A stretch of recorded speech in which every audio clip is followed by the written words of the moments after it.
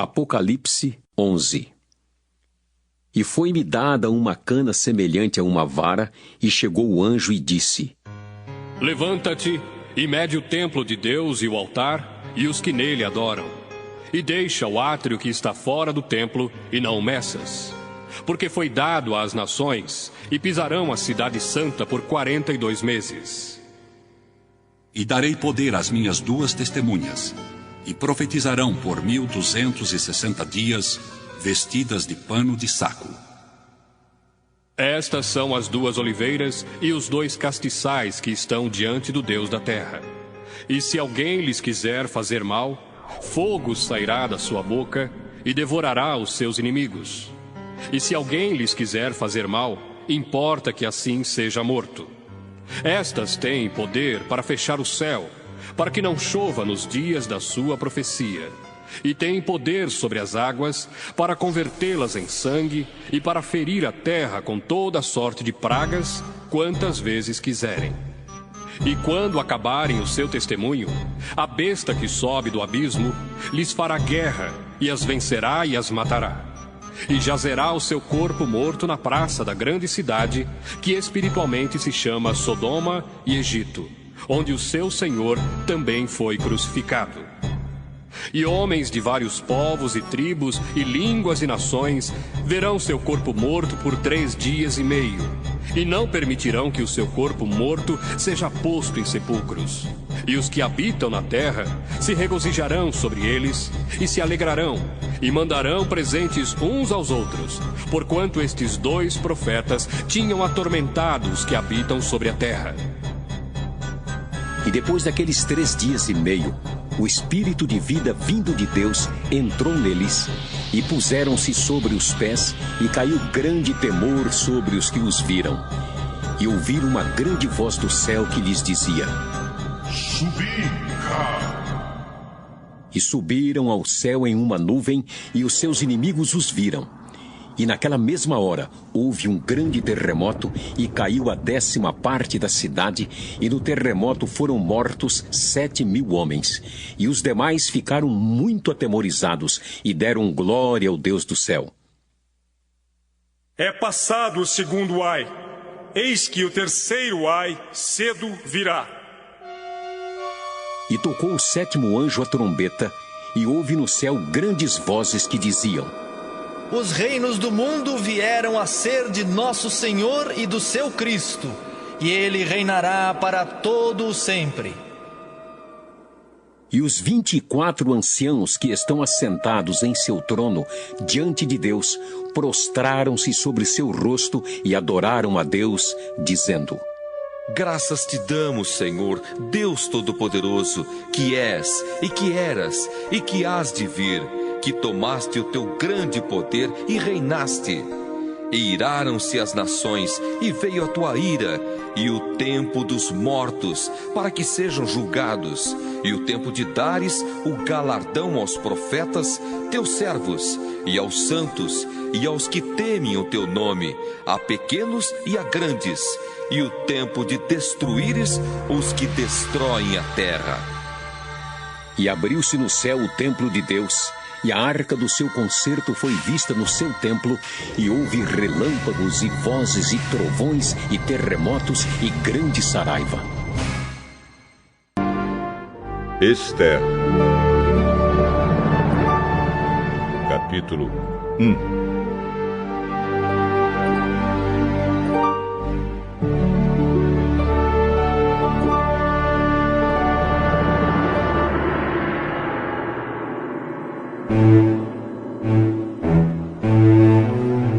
Foi no tempo em que Xerxes era rei da Pérsia. A capital era Susã, e o reino se dividia em 127 províncias, que iam desde a Índia até a Etiópia.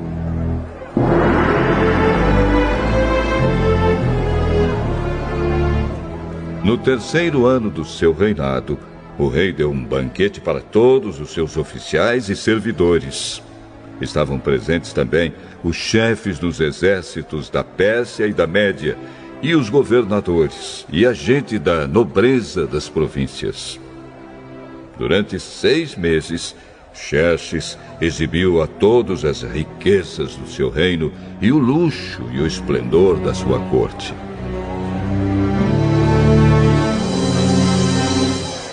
Depois dos 6 meses, o rei ofereceu nos jardins do palácio um banquete para todos os moradores de Suzã, tanto os ricos como os pobres. A festa durou 1 semana. O pátio estava todo enfeitado com cortinas de algodão brancas e azuis, amarradas com cordões de fino linho vermelho, que estavam presos por argolas de prata e colunas de mármore. O piso era feito de ladrilhos azuis, de mármore branco, de madrepérola e de pedras preciosas. Nesse pátio havia sofás de ouro e de prata. Os convidados tomavam as bebidas em copos de ouro, todos eles diferentes uns dos outros. E o rei mandou que o seu vinho fosse servido à vontade. Todos podiam beber o quanto quisessem. O rei havia ordenado aos empregados do palácio que servissem a todos os hóspedes quanto vinho eles quisessem.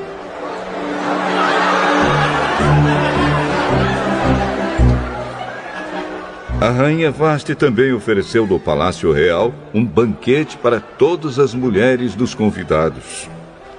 No 7º dia de banquetes, o rei já havia bebido bastante vinho e estava muito alegre. Aí ele mandou chamar os 7 eunucos que eram os seus servidores particulares.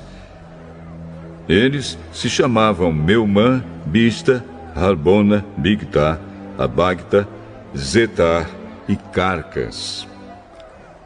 O rei ordenou que eles fossem buscar a rainha Vasti e que ela viesse com a coroa de rainha na cabeça.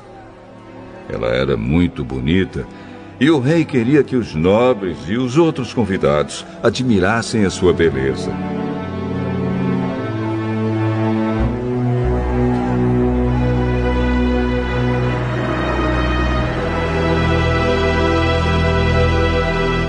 Mas a rainha não atendeu à ordem do rei e por isso ele ficou furioso.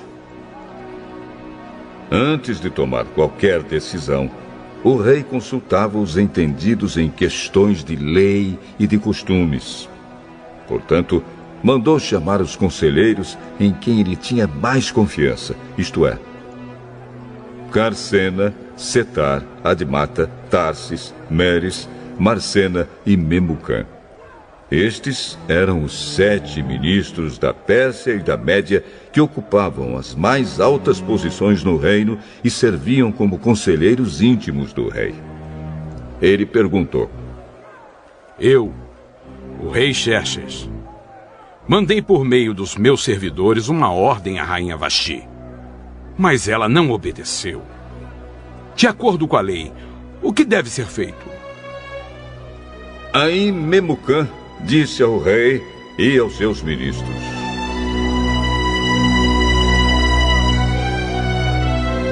O que a rainha fez é uma ofensa, não somente contra o senhor e os seus ministros, mas também contra os homens de todas as províncias do reino.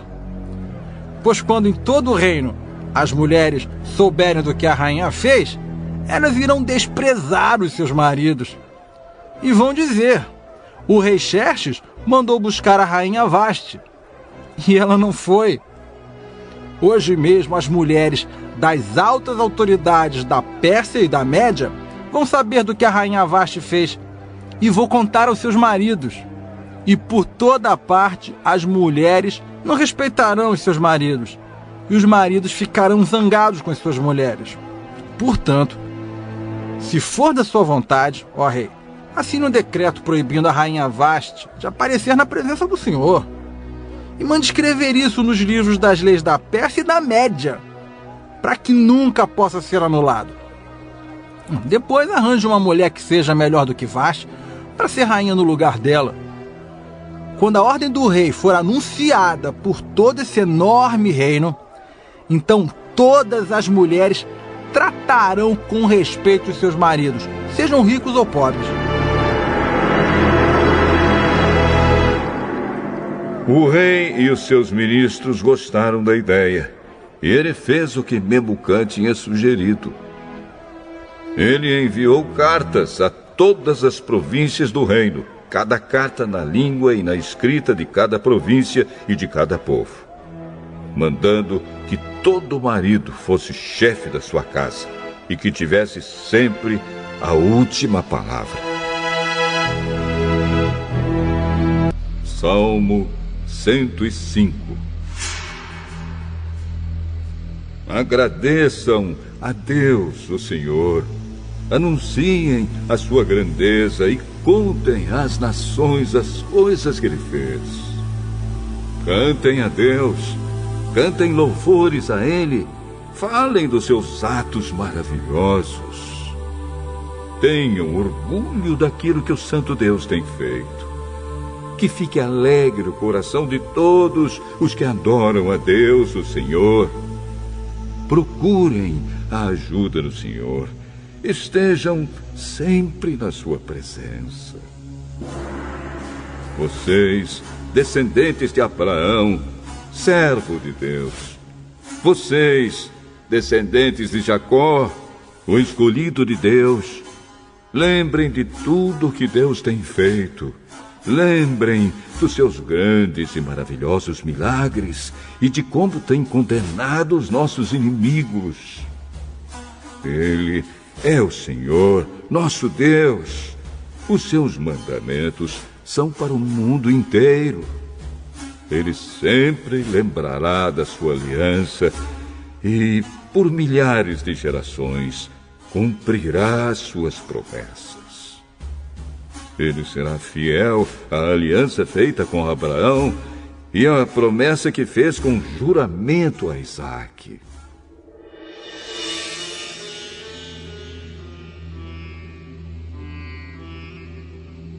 Deus fez uma aliança com Jacó para sempre.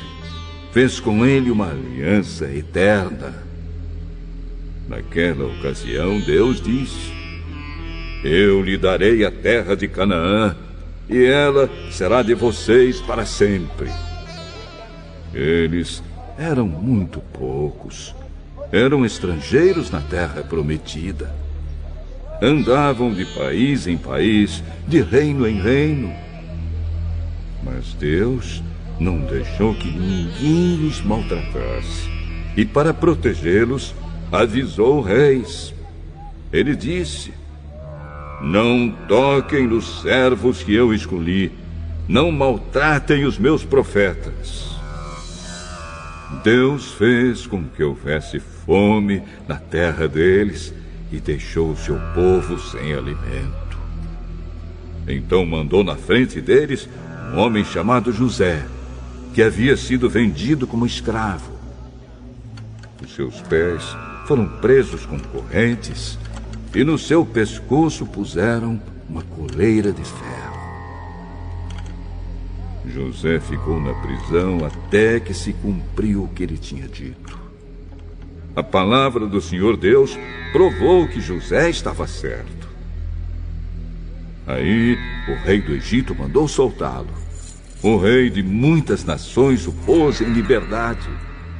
Ele o colocou como a mais alta autoridade daquela terra para governar o país inteiro. José recebeu poder para dar ordens aos príncipes do reino e para orientar os conselheiros do rei. Depois, Jacó foi para o Egito e ficou morando naquela terra. O Senhor Deus fez com que o seu povo tivesse muitos filhos e o tornou mais forte do que os seus inimigos. Ele fez com que os egípcios odiassem o seu povo e fez com que enganassem os israelitas, os servos de Deus.